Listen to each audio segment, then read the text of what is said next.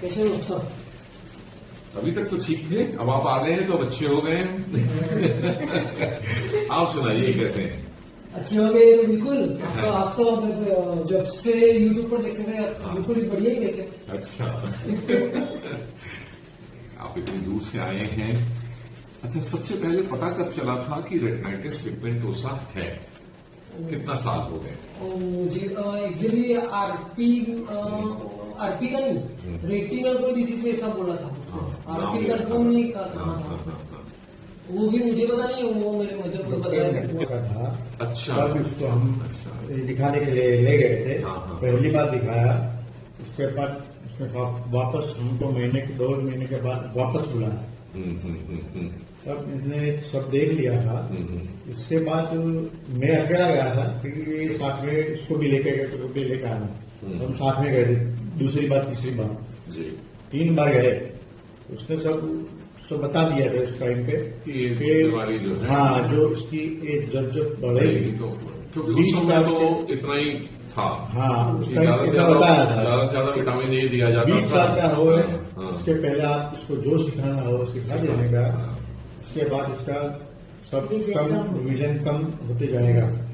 ऐसा बताया था हमको, फैमिली को। उस टाइम क्या सीखा पहले 20 साल में? पहले 20 साल क्या सीखा था? स्कूटर भी चला लिया। अरे वाह, मैंने अभी भी पीएचडी खत्म की है। अगर मैं 63 साल की उम्र में पीएचडी कर सकता हूँ, है ना? अच्छा, तुम एक सवाल का जवाब दोगे तो एक टॉफी दूंगा तुम्हें। मैंने पीएचडी किस सब्जेक्ट में की होगी, किस टॉपिक में की होगी, ये बताओ। आरपी। अरे बाप रे, तुम तो नुकसान करवाओगे। और किसमें करेंगे, है ना? तो मैंने कैलिफोर्निया यूनिवर्सिटी से पीएचडी की है आरपी में। ठीक है, दुनिया का पहला डॉक्टर जिसने आरपी में पीएचडी की। अभी एग्जैक्टली मुझे गाइडेंस करने वाले मेरे पहले तो मदर और फिर फादर, उसके बाद में मेरे हेल्पर रहे मेरे ब्रदर। उसने राइटिंग का काम किया था राइटर के हिसाब से। और ये मेरी सिस्टर है, वो भी बहुत हेल्प करती है।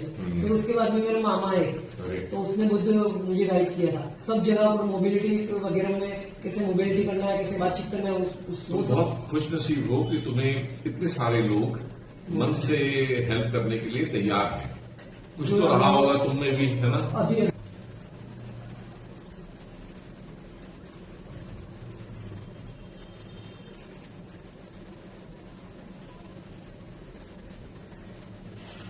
आंखों का हिलना शुरू से था।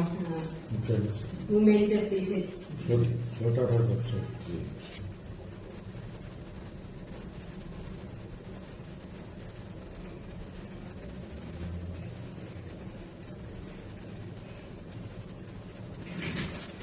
क्या थोड़ा बहुत ये मूवमेंट दिखता है? कुछ हो रहा है आपके आगे? अभी तो थोड़ा सा नहीं हुआ। कुछ हिल रहा है क्या? ऐसा कुछ लगता है? क्या हो रहा है?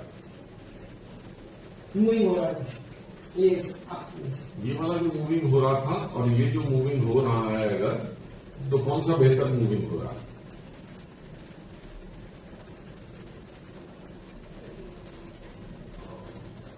हाँ, इसलिए जैसे पास में आया ना तो थोड़ा सा पता चला। दोनों एक जैसा मूविंग हो रहा था? ये इसमें थोड़ा सा कम हो रहा है। लेफ्ट में कम हो रहा है। अभी इसमें ज्यादा मतलब स्पीड से हम पता चल रहा है। थोड़ा सा स्लो हो रहा है। ये आप चश्मा जो लगा रहे हो 0 नंबर का लगा रहे 0 हो, नंबर है। इससे क्या फायदा मिलता है आपको? से प्रोटेक्शन जिसने बताया ना लास्ट टाइम, उसने बोला कि एक चश्मा लगाइएगा जिससे प्रोटेक्शन हो सके आंखों के लिए। आंख की, क्योंकि आपको बहुत कम दिखता है, इसलिए चोट लगने का, टकराने का डर रहता है ना। यस।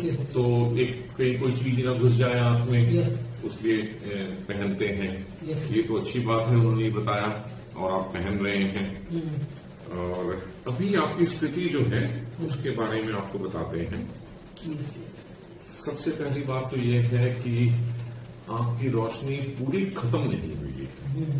ठीक, दिशा का ज्ञान है रोशनी में, इसका मतलब डेड नहीं है, बेहोश है इसकी आंखें।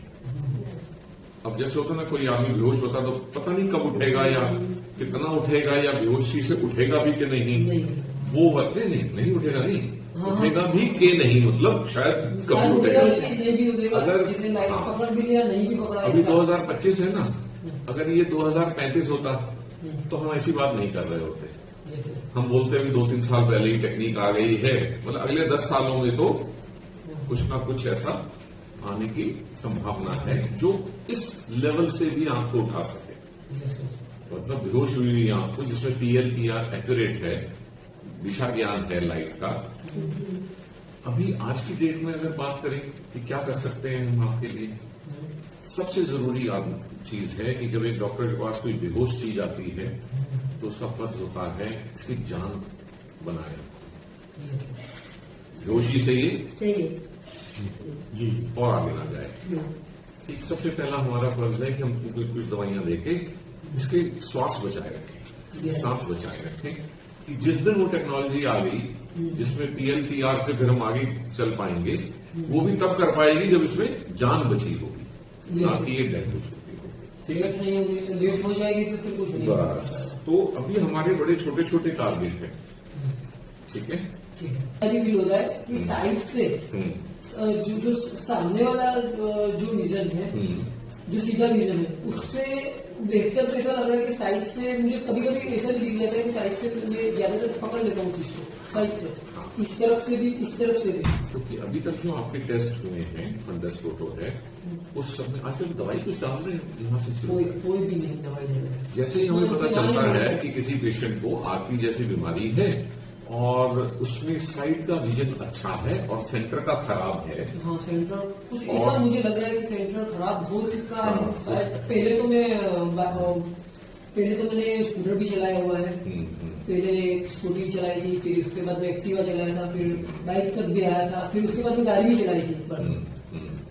लेकिन अभी इसमें जो है वो ये है कि आपका जो मैकुला है, जो सेंटर में देखने वाला हिस्सा है, उसमें सूजन है ऐसा जो पुरानी भी हो गई। ऐसी सूजन दिखते ही एक दवाई आती है जो पिछले कई दशकों से है, डोर्जोलामाइड करके, हाँ दोस्तों, उससे उसकी सूजन को कम किया। अब इन फोटोओं में अभी तक में तो काफी कुछ तो सूजन आके सूख गया, सूख इस गए, सूजन को डोर्जोलामाइड मिली ही नहीं। मिली नहीं। एक वो जनरल रवैया होता है ना कि आरपी है तो कुछ नहीं हो सकता, ये एक बड़ा हाँ, उसने उदासीन। सबने ऐसे ही बोल रहा है, सब ऐसे ही बोल रहे हैं वहाँ पर। इसीलिए अभी कोई शोध हुई नहीं है। वो स्टेशन का ही पूछ रहे हैं। स्टेम सेल का हाँ। इनका भी असेसमेंट कराएंगे। दिक्कत ये है कि इनकी बीमारी इतनी आगे निकल गई है कि स्टेम सेल से जो इनको फायदा भी होगा उसका हमें पक्का नहीं है कि ये पता भी लगा पाएंगे कि नहीं। स्टेम सेल में जितनी रोशनी बची होती है उसकी चौथाई और बढ़ जाती है। अब जिसकी बची 1% होगी उसकी तो 1.25 हो जाएगी। अब 1 से 1.25% होने पे हाँ, कुछ तो डिफरेंट नहीं फर्क यह करेगा। होगा कि स्टेम सेल लगने से चाहे रोशनी में इनको फर्क पता ना चले, लेकिन इनके बहुत सारे सेल जो कमजोर हो गए हैं वो फिर से हाँ, ताकतवर हो जाएंगे, हो सकता है। तो वो जो रोशनी के गिरने का प्रोसेस है वो स्लो हो जाएगा। और मन से ट्राई करोगे smart vision yes, glasses, yes, yes. ठीक है। बढ़िया, आ जाओ, गले मिलेंगे जरा।